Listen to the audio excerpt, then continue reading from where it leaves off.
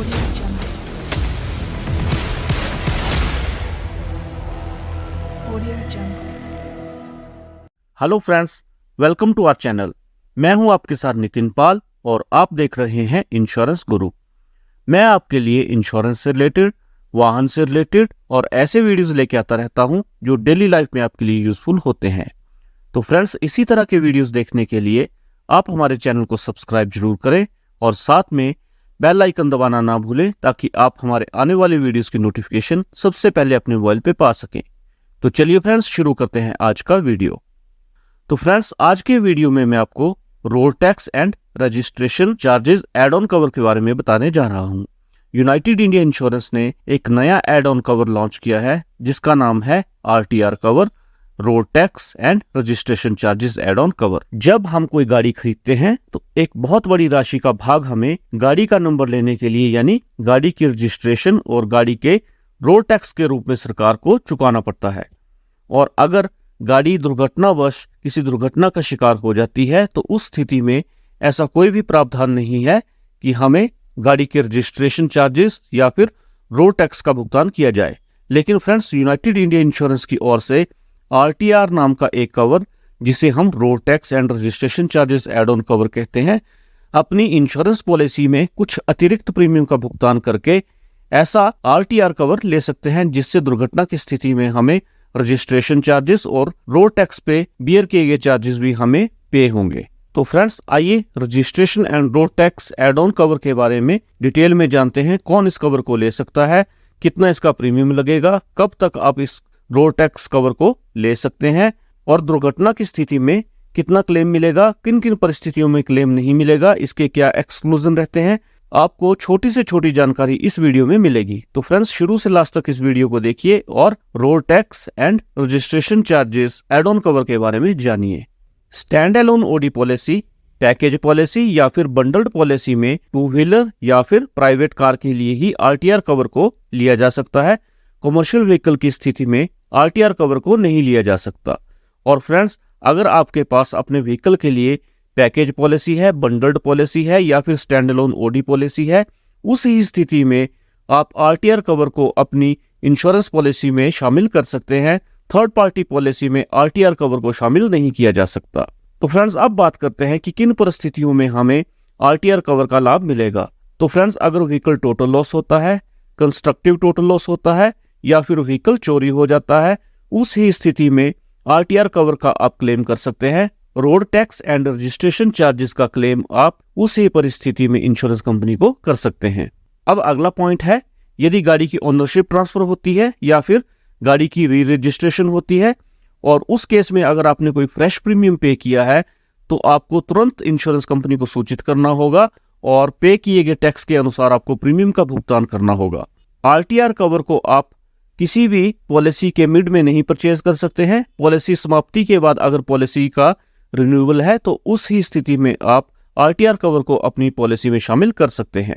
Total loss या फिर theft की स्थिति में हमेशा क्लेम फाइनेंस कंपनी या फिर बैंक को किया जाता है, लेकिन RTR कवर के अंतर्गत जो भी आपकी क्लेम की राशि होगी वो इंश्योर्ड को ही पे की जाएगी, वो बैंक या फिर फाइनेंस कंपनी को नहीं पे की जाएगी।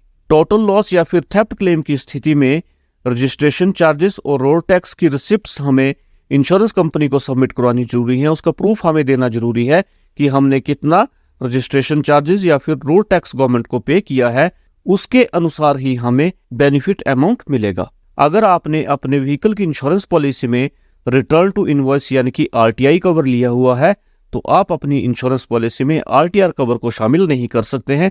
रिटर्न टू इनवॉइस कवर क्या होता है, इसके लिए हमने वीडियो अपने चैनल पे ऑलरेडी डाला हुआ है। आप आई बटन से उस वीडियो का लिंक लेके उस वीडियो को भी देख सकते हैं। तो फ्रेंड्स, अब आगे बात करते हैं इस पॉलिसी में एक्सक्लूजन की। तो फ्रेंड्स, आपकी मेन पॉलिसी में जो डिडक्टिबल होते हैं RTR कवर में वो दे नहीं होंगे। तो फ्रेंड्स, अब आगे बात करते हैं पार्शियल लॉस या फिर रिपेयर की स्थिति में भी आप RTR कवर का क्लेम नहीं कर सकते हैं। यानी कि अगर आपकी गाड़ी टोटल लॉस होगी या फिर थेफ्ट होगी, उसी केस में आप RTR कवर का क्लेम कर सकते हैं। RC बनवाने के लिए आपने अगर फाइनेंसर की एंट्री के लिए कोई चार्जेस बेयर किए हैं जिसे हाइपो चार्जेस कहते हैं, हाई सिक्योरिटी रजिस्ट्रेशन प्लेट्स के लिए अगर आपने कोई चार्जेस दिए हैं या फिर आपने कोई पार्किंग फीस पे की हुई है, या फिर आपने स्टेट डेवलपमेंट चार्जेस दिए हैं जैसे ग्रीन टैक्सेस होते हैं, या फिर उसके बाद टेम्परेरी रजिस्ट्रेशन के लिए आपने कोई चार्जेस दिए हैं, आपने फास्टैग लगवाने के लिए कोई चार्जेस दिए हैं, वो आप आरटीआर कवर में नहीं ले सकते हैं। आपको सिर्फ रजिस्ट्रेशन चार्जेस और रोड टैक्स का ही भुगतान किया जाएगा। तो फ्रेंड्स, आरटीआर कवर में एनसीवी डिस्काउंट भी एप्लीकेबल नहीं होता। आरटीआर कवर का जो प्रीमियम होगा वो एज पर कंपनी के नॉर्म्स के ही चलेगा, उसमें कोई भी एनसीवी एप्लीकेबल नहीं रहेगा। तो फ्रेंड्स, अब बात करते हैं आरटीआर कवर के अंतर्गत क्लेम की। तो फ्रेंड्स, इसमें जो क्लेम होगा उसको बोलते हैं बेनिफिट अमाउंट। बेनिफिट अमाउंट क्या होगा? जो आपने रोड टैक्स पे किया है, रजिस्ट्रेशन चार्जेस पे किए हैं, उसके अनुसार आपको जो भुगतान किया जाएगा, उसके क्लेम का भुगतान किया जाएगा, उसको कहते हैं बेनिफिट अमाउंट। तो बेनिफिट अमाउंट कैसे कैलकुलेट किया जाता है वो मैं अब आपको बताऊंगा। तो फ्रेंड्स, जो इसका प्रीमियम होता है, प्रीमियम भी बेनिफिट अमाउंट पे ही डिपेंड करेगा कि आपका बेनिफिट अमाउंट कितना है, उसी हिसाब से आपसे प्रीमियम भी लिया जाएगा। तो बेनिफिट अमाउंट और प्रीमियम जो है वो आपस में बिल्कुल कनेक्टेड हैं। तो फ्रेंड्स, यदि आपके व्हीकल की आयु 3 साल या फिर उससे कम है तो आपको आपने जो लाइफ टाइम टैक्स पे किया है और रजिस्ट्रेशन चार्जेस पे किए हैं उसका 95% आपको बेनिफिट अमाउंट दिया जाता है अगर आपका कोई क्लेम होता है। तो यदि व्हीकल की आयु 3 साल से ज्यादा है और 5 साल से कम है तो आपको लाइफ टाइम टैक्स का और रजिस्ट्रेशन चार्जेस का 70% अमाउंट दिया जाएगा।